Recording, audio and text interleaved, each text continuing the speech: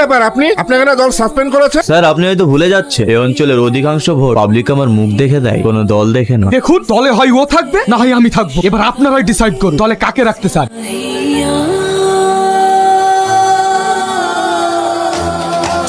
কি ব্যাপার, তুই এখানে? হ্যাঁ, আপনি বলেছিলেন না দলে হয় আপনি থাকবেন না হয় আমি অনেক ভেবে দেখেছি জানেন, আমিই থাকি।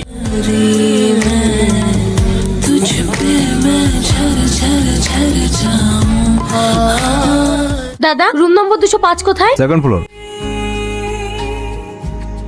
কে? আমি জোসনা। তুই এখানে কেন? দাদা খুব এমার্জেন্সি, দরজাটা একটু খুলুন না।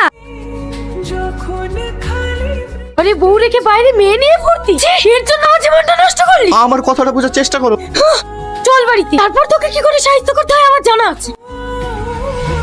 রিমা আমার কথাটা শোনো। কি আছে এর মধ্যে? আমার মধ্যে নাই, আমি তোকে সুখ দিইনি, কেন আমার জীবনটা নষ্ট করলি? রিমা আমার কথাটা শোনো। তুই কেন যাবি ওর কাছে? তোর যেতে যেতে তোকে আমি সহ্য করতে পারিনি, বুঝলি? ওর কাছে আমি সুখ পাই, ওর কাছে আমি শান্তি পাই, আর তোর কাছে আমি কোনোদিনও পাইনি। তুই মানুষ, তুই কুকুর। শুনে না, আমি যদি তোকে না পাই তাহলে কারো হতে দেবো না। কাল সন্ধ্যাবেলাতেই তো সামনে করে মিটিং ছিল, আজ দেখছি এখানে পড়ে। এইসব রাজনীতির লোকদের ভরসা আছে? খায় কার কি করেছে, কে টপকে দিয়েছে? স্যার, ওর মুখের অবস্থা তো খুবই খারাপ।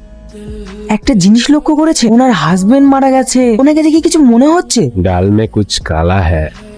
মিসেস রিমা, হ্যাঁ স্যার। আমরা আপনাকে এনি টাইম ডাকতে পারি, কাইন্ডলি আপনার ফোনটা একটু অন রাখবেন।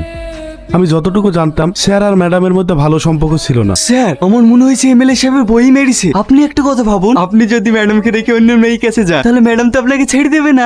স্যার, আমি মধুপুর থেকে বলছি, আমাদের এখানে একটা লাশ পাওয়া গেছে। কি? হ্যাঁ স্যার। কাজটা হয়েছে? হ্যাঁ দাদা, কাজ কমপ্লিট। সাব্বাস। স্যার, একে তো পিস পিস করে কেটেছে। স্যার, এই শাড়িটা আর এই তোড়াটা পাওয়া গেছে। এটা তো ম্যাডামের শাড়ি। ম্যাডাম বলতে বিউটি ম্যাডাম। আপনি কে? আমি ওদের বাড়িতে কাজ করি। I C.